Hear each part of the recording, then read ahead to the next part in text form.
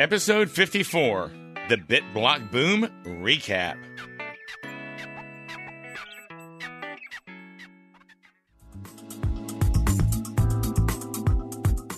Interested in Bitcoin? Bitcoin is a very vague concept to a lot of people. Need to know more about cryptocurrency? We're going to talk about the basics. This is something that people just have no idea about what crypto is. How about buying, selling, and mining? Tony, I think that's one of the things that's going to make us a little different from some other shows. We're getting our hands dirty. Then listen to Gary Leland and Tony Sakala, better known as the Crypto Cousins, on the Crypto Cousins podcast.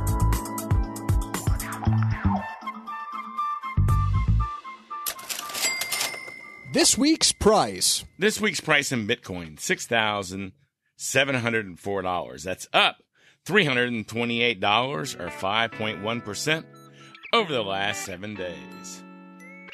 Howdy, howdy, howdy. Gary Leland here. Welcome to the show. And this is Tony Sakala.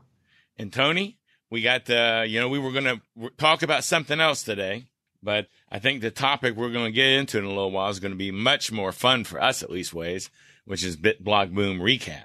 Yeah, that's more fun. That's a lot more fun.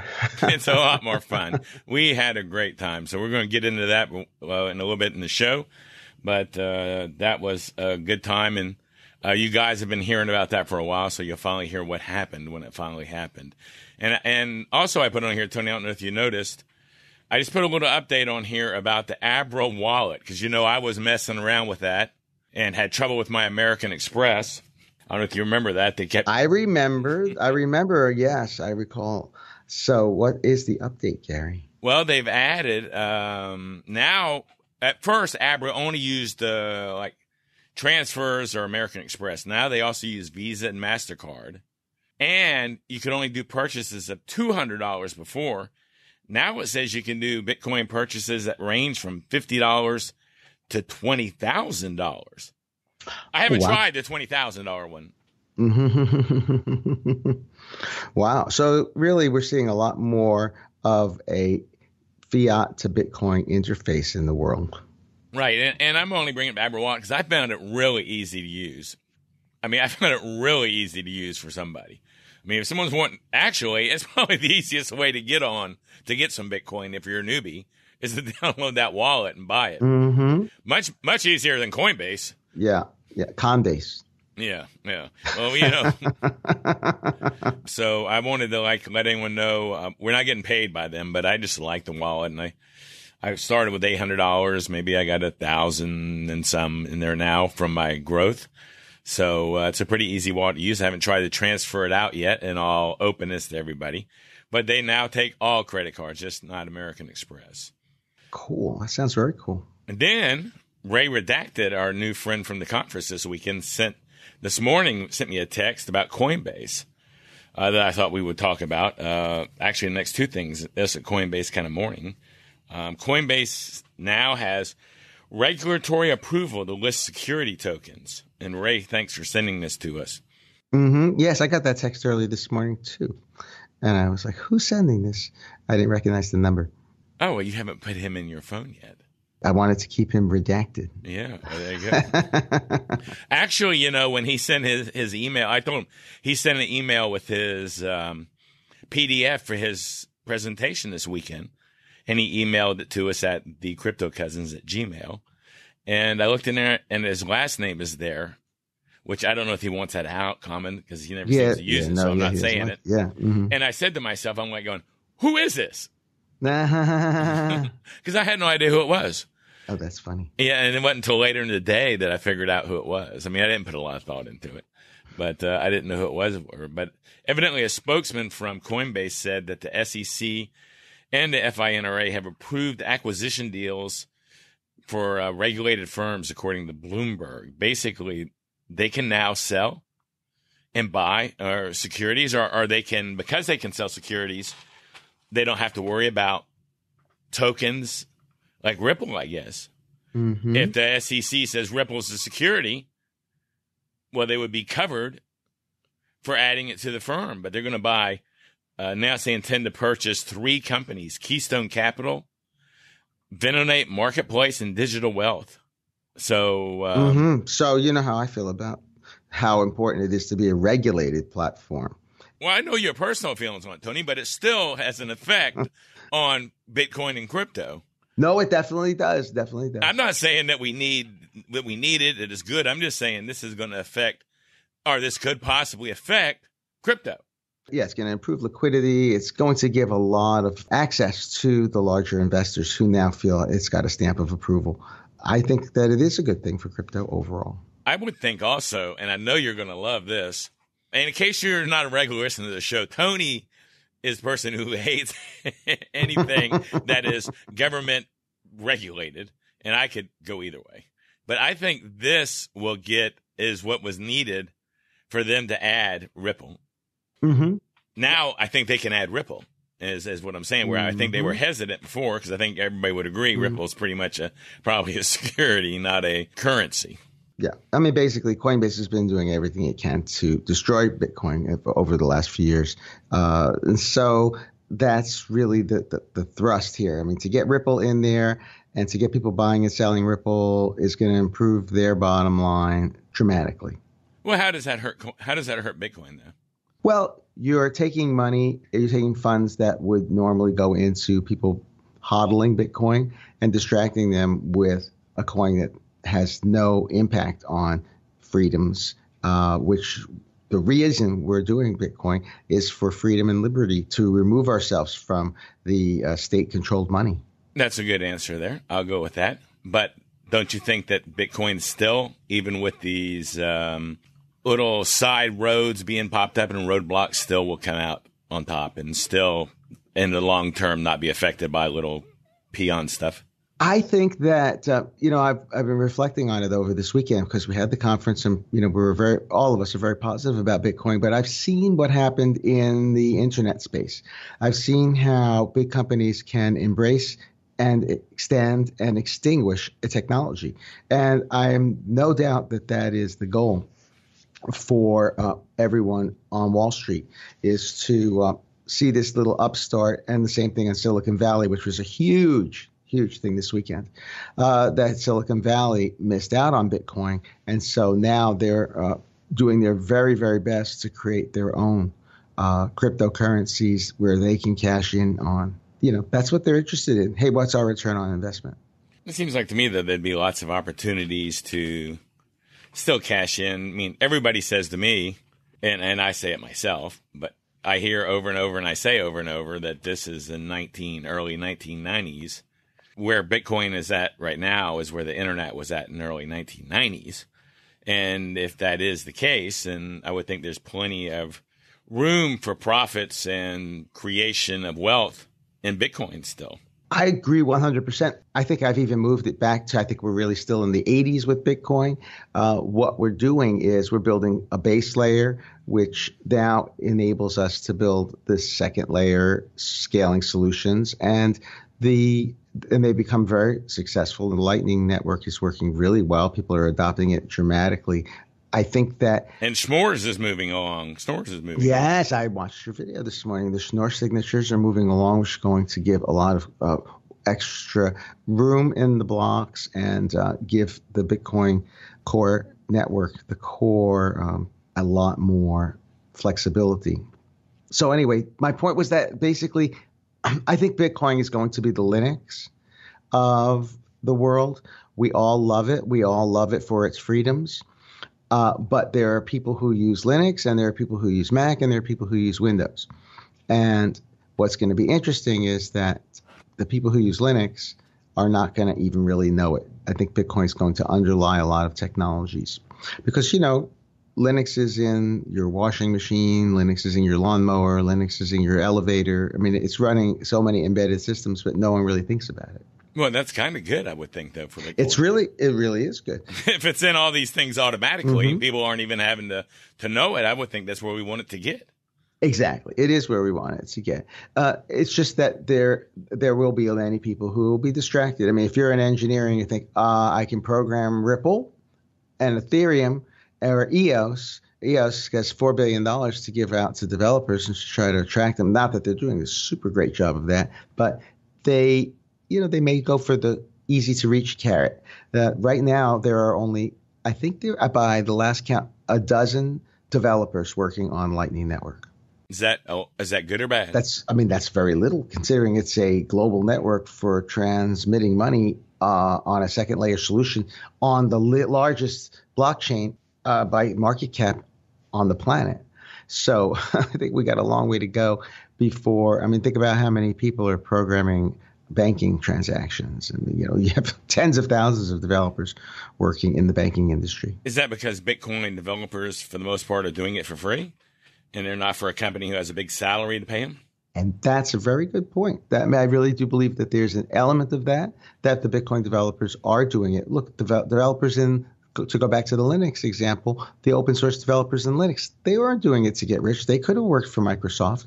They could have worked for IBM. They could develop for companies who could pay them a tremendous amount of money, but they were doing it because they felt a passion for the technology, for the freedom. You look at the guys from the old days. You look at the Phil Zimmermans. You look at the Linus Torvalds. These guys, I'm sure Linus has done very well at this point, but they're not they're not in this industry for the Lambos. Let's put it that way. Right. Okay, well, there you go. We kind of covered that. I do want to add one thing, though. I do think that Bitcoin can be helped by all these other tokens being created, because the fact that those tokens are also spreading the word about cryptocurrency. Mm-hmm. And so maybe someone moves into the world of cryptocurrency because someone told them about Ripple, and now they're in the world of cryptocurrency and they go, wow, I'm in this world. I think I better get some Bitcoin too, where they might not have got into the world of cryptocurrency if it wasn't for another token that we don't care for. So some positive can come out of it too. Yeah. Oh, I can appreciate that viewpoint. Look, what is a rising tide raises all ships or something? Yeah.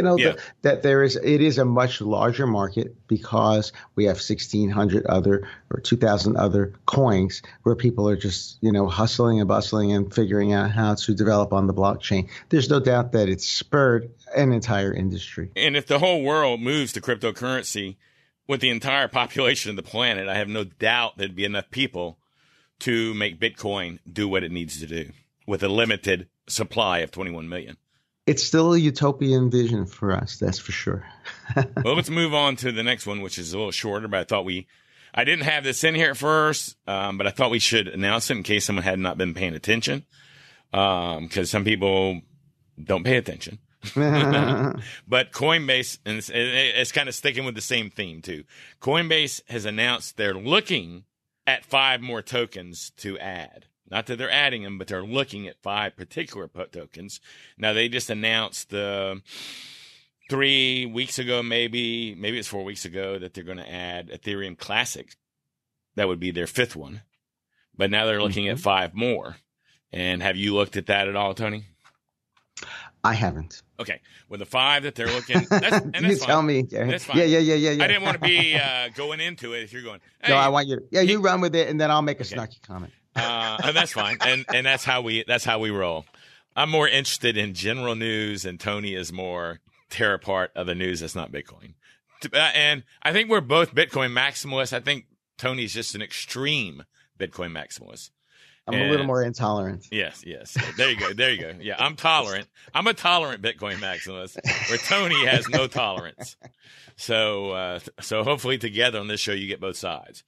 But Coinbase announced that they're looking at adding 5 new tokens, and the 5 tokens are, I'm working from memory here, are Zcash, which, in all fairness, we've been mining Zcash. That's right. With our Ethan miners. If you want to check those out, go to turnkeymining.com. Got to throw a plug in there, Tony. Just the way my mind works. Can't help it, guys. So they're adding Zcash, or looking at Zcash, looking at Basic Attention Token. They're looking at Cardano, which, and I'll open this. I want to be open. I do own some Cardano. And they're looking at 0x, and I'll open this. I do own the 0x. And, what was how many is that? 4? I think so. Yeah, I don't remember what the 5th one is. Give me just a second here, and my mind will come to it very quickly. Cardano. I don't have any Basic Attention Token. Stellar, and I don't have Actually, I think you do have Basic Attention Token. You just don't know it. We were given by Joey Abna, one of our cousins, Basic Attention Token just by visiting our website. Oh, really? I registered our websites with the BAT, and so we're getting some. Oh, I didn't. Okay. Well, in fairness, the only one on the list I don't own any of then is Stellar. Do I have some of that I don't know about, Tony? I don't think so. Okay. But, so, well, 4 of the 5 I got. And basic attention token, what have we got? 3, 2, 1? I mean, if we got it for someone coming to the website, we must not have very much. Actually, I think you get a pretty good couple satoshis. Do we have that on do we have that on 4-Minute Crypto too? I didn't even know we had it on anything. Yeah, I registered them. You have to register them through the Brave app, the Brave web browser, and I was on it just for me. I was doing some privacy browsing, and next thing you know, I was like, "Hey, do you want to get some BAT?" And you get a bunch for free, and blah blah blah. And next thing you know, I'm like, "Oh, well, look!" And then I went to the website to see where we were getting it, and I saw we were already getting it. I had registered Crypto Cousins. I don't think I have the login for the 4-Minute Crypto, so I wasn't able to do that one. Oh, you got to log in. You may not have been added at that time, but you're there now. Well, to get to the actual file base on FTP. Yeah, you're on there. The FTP? Okay. You should be. I don't know. I think you are. Anyway, get back to the subject. So those are the new coins that they're looking at adding, and according to the article, the one that has the best shot of going on there is the basic attention token. Oh, neat. Because of the fact the Brave browser is using it, so people are going to be getting this token, so they're going to be wanting to get rid of the token. And basically, so they need a place to go exchange the token and get rid of it, and get stuff they want. So that's it. So those are the 5 that are being added, are being looked at it added, besides the one they've already announced, which is Ethereum Classic. So that's the scoop on that. So I just found that interesting that they're looking at adding. Well, Ethereum Classic is funny because that was on their site already.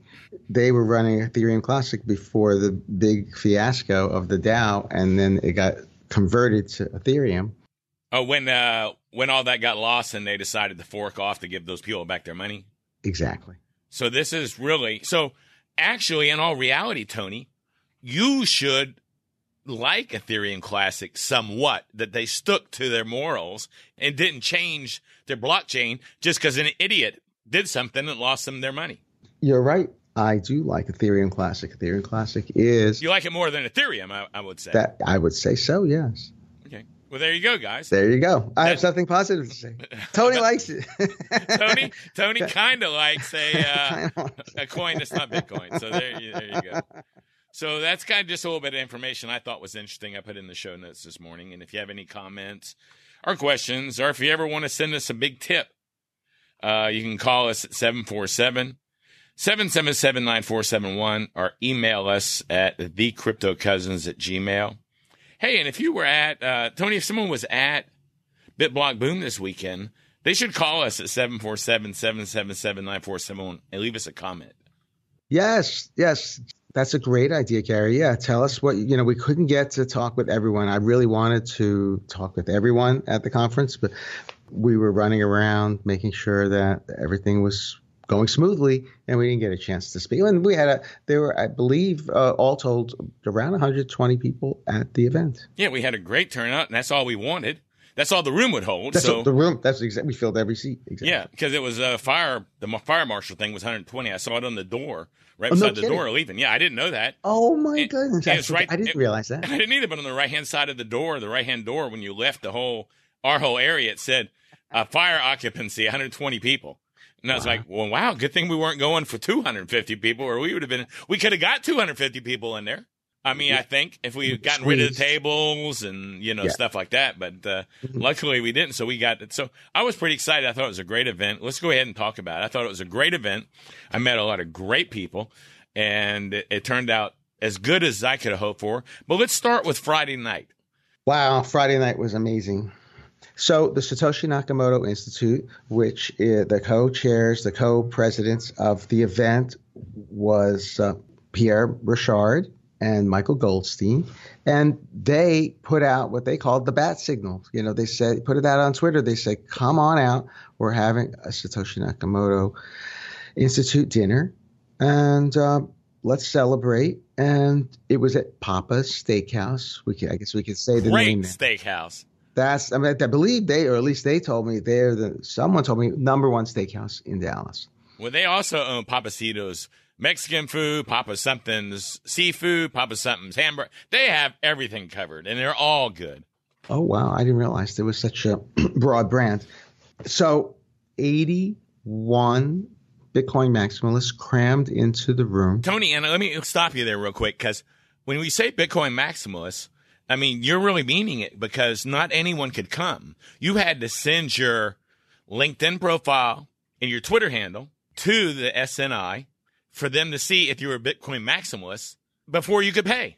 Exactly. They were vetting. They weren't going to take some trolls. They didn't want trolls there. They didn't want to have any problems. They just wanted to have a good time. I probably was marginal.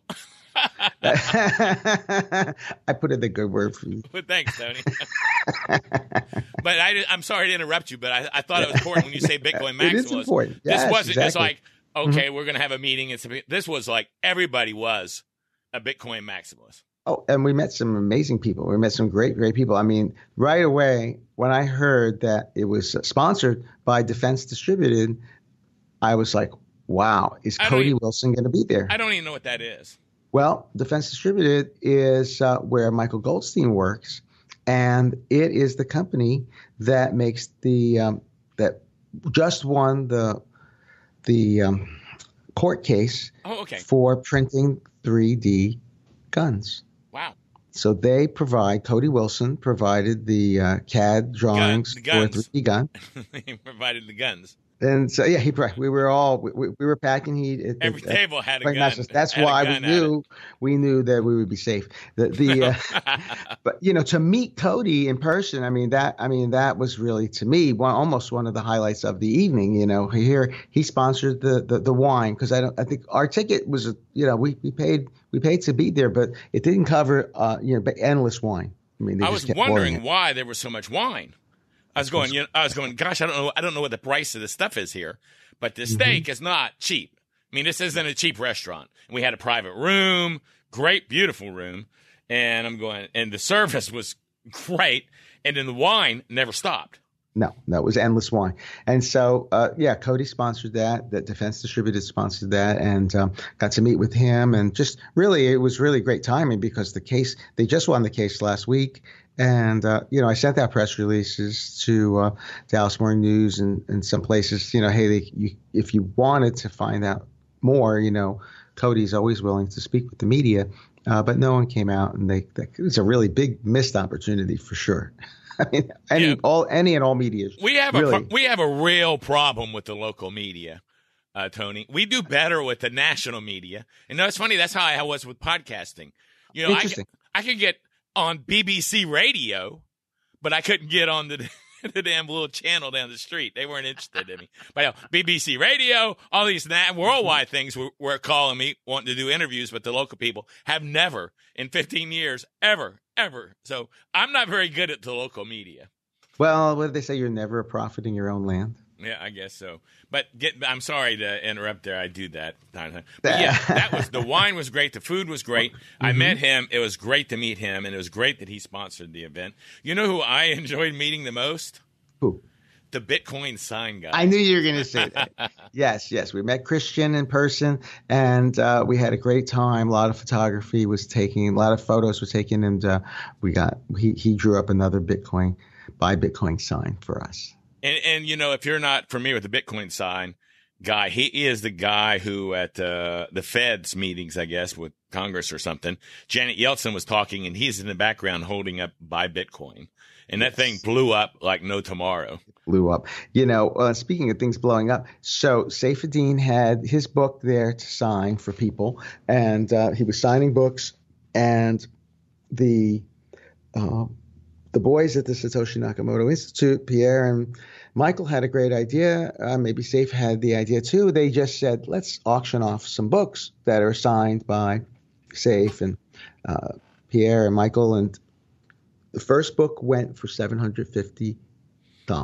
I guess people are really excited to let go of their They fiat. had a lot of wine, Tony. Yeah, That's why they did it at the end. That's right. That's right. You were there. You left a little early. And so then the second book went for $850 US. And the third book, can you guess how much that went for? $1,500. No. I give $3,300.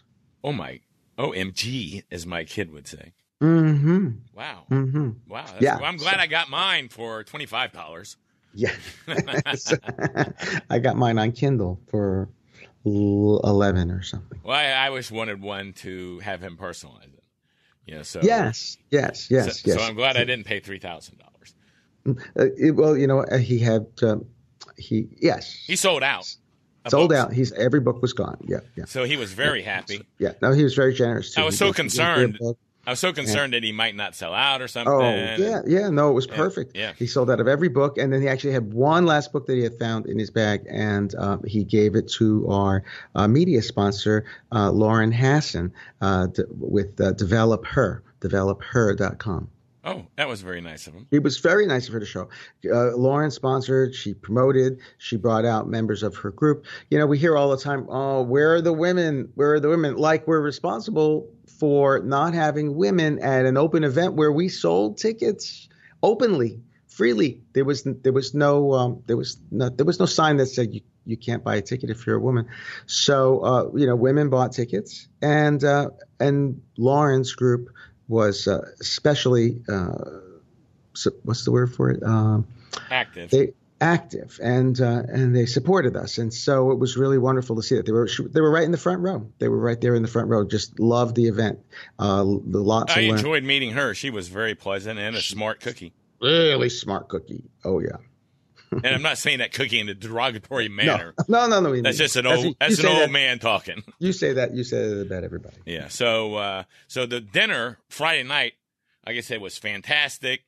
And basically invite only where you could ask to come, but you had to be screened, and just fantastic. I am so glad I went to that, and that started off, and I'm so glad I left at 10 o'clock because I was able to work the next day very easily, rather than some people I saw who stayed till 11:30 or so.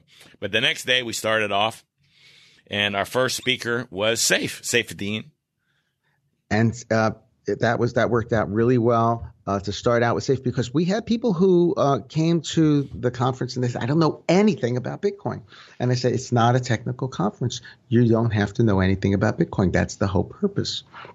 And so, Safe's book, the Bitcoin Standard, is about money. It's about how money is created and how money is used, and historically going all the way back to talking about how money was used as beads and stones, and how people invented money. And so I was really excited to see that people believed me and came out, and we sold out. I mean, we didn't have an empty seat.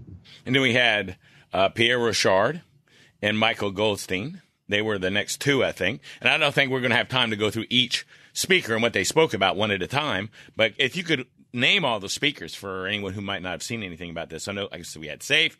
We had Pierre, and then Felipe Huicochea spoke about can cryptocurrency save the next generation in Latin America. People were very, very, very jazzed about that. I had several people say something about that. Yes. And of course, Casey Watkins, our platinum sponsor, he spoke about his trading bots and discovering how you can trade without having to do it manually.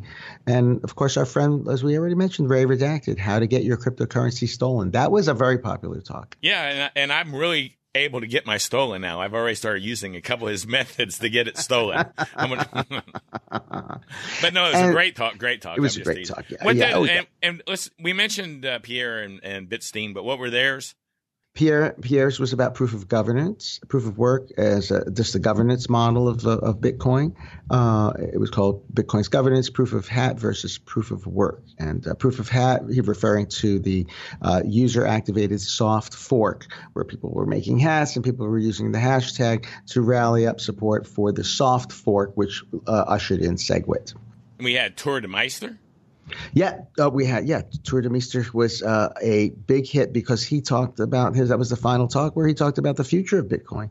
And so people really got a good sense for what it was. And really, and one of the breakout talks, which everyone enjoyed. In fact, Saifedean said that he learned something at the conference. That was really cool. That people were talking about things that he hadn't heard before. And I am assuming that one of the talks he was referring to was Nick Baccia's talk. Nick was referred to us by Pierre, and his ideas are blowing up on Twitter and Medium, and his concept is the time value of Bitcoin. So, what is the calculation? How do you measure the time value and security risk of Bitcoin in capital markets? In other words, if you have a Lightning Network and you're putting money out there, it is at risk, if you loan it out or if you use it. And so what are the risks and what are the payments and how can it work? Well, I enjoyed Nick. His daughter was there, and his wife and his new daughter. And then we also had Mark Hopkins, Risen. That was a fantastic talk. Mark asked me, he said, "What do you think we should talk about?" And I said, "Mark, I know you can talk about Bitcoin cypherpunk roots," and he talked all about the big names, Wei Dai, the history of Bitcoin. Where did it come from? I loved it, and I told Mark it was one of my favorite talks, as a matter of fact. And I asked him if I could steal his work to make a talk for myself out of, and he said, "You're more than welcome." He told Mark, "Now, see, this is the kind of guy Risen is. Risen said, anything I ever put out, you can steal anytime you want. Yeah, he said, just consider it Creative Commons. I mean, that's the cypherpunk mentality here. You're putting the ideas out there so others can take them and remix them and mash them up and extend them. So that's the beauty of this type of thinking. The cypherpunks understand how knowledge spreads. You don't just claim it, patent it, and hide it under a rock and try to squeeze as much money out of it as possible. Now, we also had Mike Clear, who not only is a miner, he's a customer. It's kind of like the shit commercial. Not only are they a shaver, they're a customer. But he's bought one of our mining machines, and I thought that was so funny. Here he's got all this mining going on, and I said, why would you buy one of our mining machines from Turnkey Mining? And he goes, Gary, I can't put my mining machines on my office desk. And when people come in, show them. Yours I can put on my office desk and tell someone there's a mining machine because how it looks. But he talked about mining, which was another great talk. I learned some things from Mike. Mike is really very, very bright guy. I mean, he was studying how the mining works. He's actually written some code in the background to make his ASIC miners work better. I was like, well, I would never have thought of that. So, I was very impressed. I kind of want to go see his operations, to be honest with you.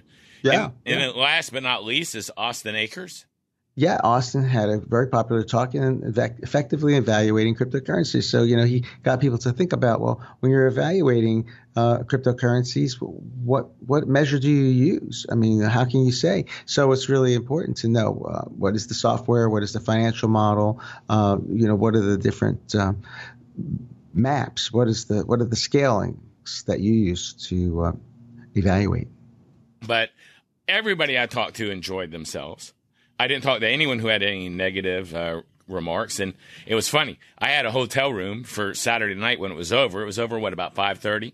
Mm-hmm. And I said, this is early enough. I'm going to cancel my hotel room. Because I got a hotel room because I thought we'd all be in the bar drinking and networking, and I wouldn't want to drive home. So I check out my room, load my car all up, and Tony and I decided to go have one drink. And by the time we get to the bar, everybody's in the bar drinking and networking. And I'm going, oh, my gosh, I shouldn't have checked out of my room. I could have stayed here till midnight, which I think you might have, Tony. At 12:40. Yeah, so I had to leave at about 9 because I know that I had a long drive and I couldn't drink a lot and drive. So I messed up on that one. But that turned out to be a great networking event that wasn't planned. Just everybody met, and it's like it was really basically a Bitcoin maximalist party in the bar. It was a big shindig. Yeah, I had a great time. This had some of my best conversations there. And I thought you were going to mention really props to the Renaissance in Addison. You said, I want to check out at 5 p.m. And they said, no problem. I mean, most hotels wouldn't let you do that. They could have said, I'm sorry, check out is 11. Right. You got to pay for the day anyway. And they were like, no, that's cool. You can check out. Yeah. So a big thing, because that was very unexpected. And I just was hoping that they would say yes and say me like, $125, because at that point I'm going, what am I just going to sit here in a hotel room at 5 o'clock? I can be home at 6, but I'm going to stay here all night in a hotel room by myself. So it worked. That was really great of them. Well, and everyone was very pleased with the hotel, how it worked out, and certainly the price. I mean, people are flying in from other cities. $109 was a great rate. Yeah. So anything else about Saturday that I may have missed that you want to make sure we cover on Saturday before we go to Sunday? I think that's it. So Sunday now we had what we labeled as the Bitcoin brunch. And this was another great networking opportunity. All the speakers, I think, did every speaker show up, Tony? Almost every speaker was there. I think Mike Clear flew out. Yeah, Mike left. Mm-hmm. And that's it. Sure. Oh, and was Tour there? I don't think Tour was there. No, Tour wasn't there and Philippe wasn't there. Correct. Everyone else was there. So almost all the speakers were there. Plus, we had, 25, 27 people for a Mexican brunch. For a Mexican brunch. Had the World Cup game on for the World Cup fans. And we just talked started at 10. And what time did you leave? I left at 1 exactly. I mean, so yeah, it was a 3-hour event. I left at 1 exactly. I drove Pierre to the hotel, and I told the waiter, I'll be back to pay for the check. And he let me go. I mean, it was a big bill, and they trusted me. And of course, I came right back and paid the bill. And this was only for people who were at the event. We didn't release the address or anything. Matter of fact, the people coming who had bought tickets didn't even know where it was until they arrived, and we handed them their ticket at the event. So this was this was a networking opportunity only for people who attended BitBlock Boom. And it was a great event, too. I mean, I had a great time. We had a guy from New Zealand there, a guy from Canada there. I mean, I don't think we've even said how far some people came. This was not – we had more people from out of state than we had from in-state. You're not a prophet in your own land, as they say. So, yeah, we have folks, guy from Chile and from New Zealand. And, I didn't know about the guy from Chile. Yeah. He was at the brunch too. And luckily, I remembered to take out my phone. I didn't drink too many mimosas right away at the event. And we got some feedback from Peter, who came from New Zealand, and from Casey. And we heard from Safe, and everybody said good things. I mean, I think they were really being genuine about it. I think they really enjoyed it. Well, let's go to the one comment that Safe said when you and I were talking. That? Did you pull the audio? No, I don't have the audio, but we can say it, I think. And then they can verify it by going to BitBlock Boom and watching. If you go to bitblockboom.com, we have a few videos on there. Most of them are under 2 or 3 minutes, and one is Safe making this statement. Do we know the technology? I mean, I think I could just play it, right? I don't know that it'll work. Let's just say it. Safe said that he felt this was the first Bitcoin maximalist event he had ever been to. In the USA. In the USA. That not one person ever during the whole event tried to shill him an ICO. He was very pleased about that. He was very pleased about that. And there were no ICO shilling there. And that was our goal to begin with. So basically, that is our plan for the next one, to make it even more of a Bitcoin maximalist event. That's our guideline, our roadmap, I think, Tony. Well, and folks want to see photos from it. We worked all day yesterday updating the website. You worked all day. I'll give that credit where it's due. Thank you. And so people can see the photos and what it was like. And we have the 4 videos up there of those comments from folks.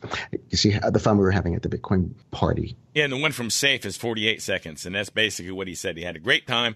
No one tried to shill an ICO, and this was the first Bitcoin maximalist event in the USA as far as he was concerned. And so that was kind of cool coming from Safe.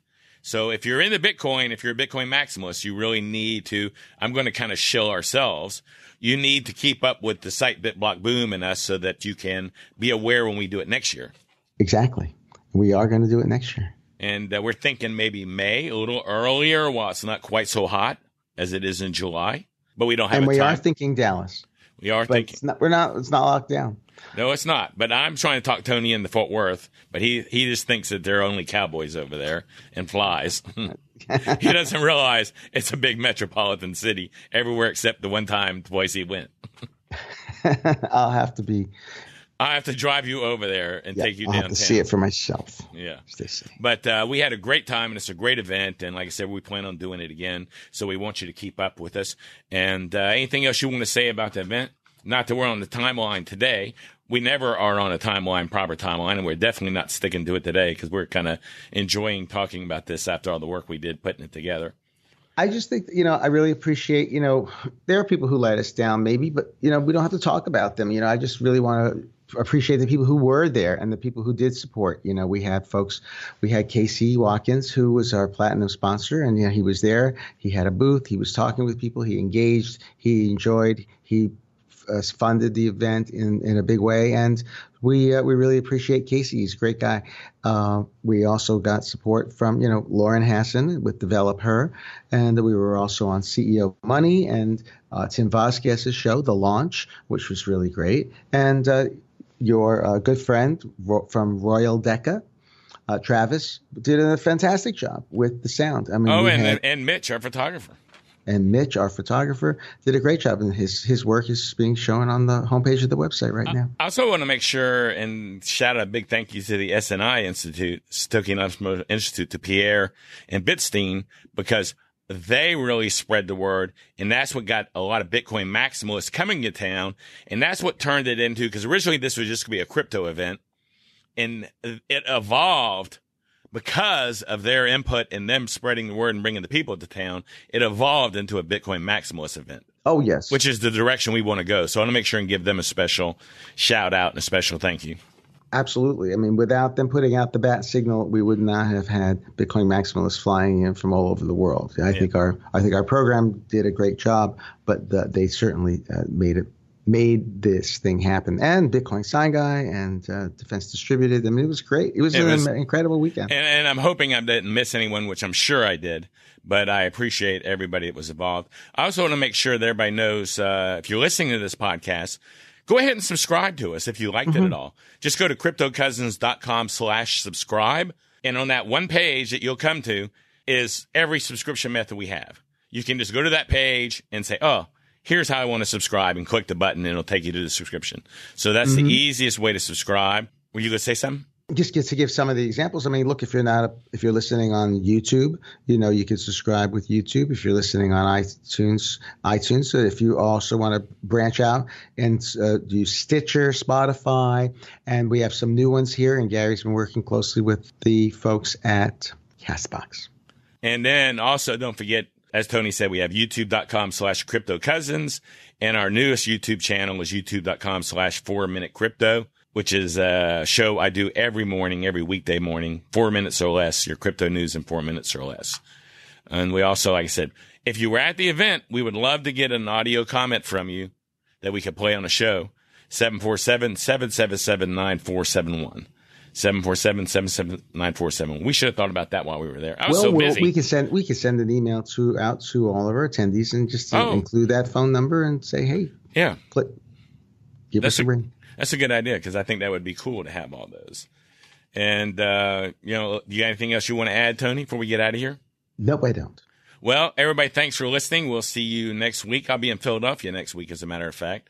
I can't remember who it was, but somebody is putting together a meetup in Philadelphia for me to go to. Oh, wow. How exciting. He runs the Philadelphia meetup. He was there. And he goes, you're going to be in Philadelphia next week. And I said, yeah. He goes, can I put a meetup together and you come by? I said, sure. Oh, wow. Yeah. So I gave him my card and said, email me the scoop and I'll come.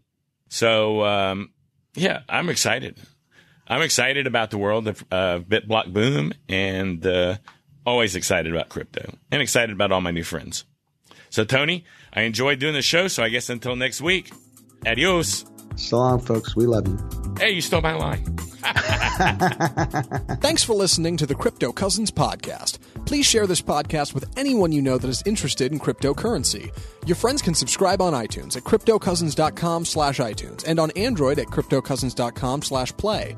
If you want to know more about Tony or Gary, just go to tonysakala.com or garyleland.com. Make sure and join us on the next episode, and thanks for listening.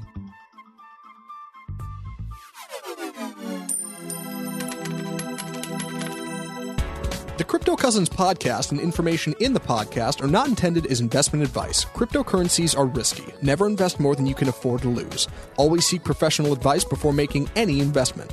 Investing in Bitcoin and other cryptocurrencies may present tremendous risks. Please understand that you are using any and all information available on or through the Crypto Cousins podcast at your own risk.